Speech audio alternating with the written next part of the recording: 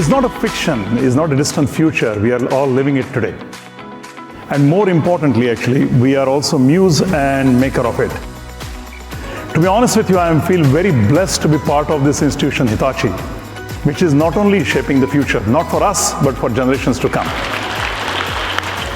There is no doubt that the future is digital.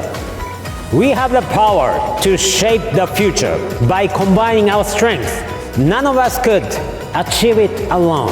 Let's harness the infinite potential of digital and drive innovation. Look at the power we can unleash working together in a region, all together, all businesses. Look at the synergies from one business to the other.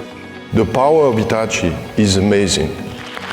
This has been incredible for me, and I can't imagine how it has been for you. We've also had a lot of amazing presentations over the last couple of days, and I think hopefully you're taking a lot from that. And most importantly, you're looking at how the interconnection, the one Hitachi approach, can fundamentally change who we are, what we do, and most importantly, how our customers perceive us. But in all of this, ultimately being human is what makes the difference.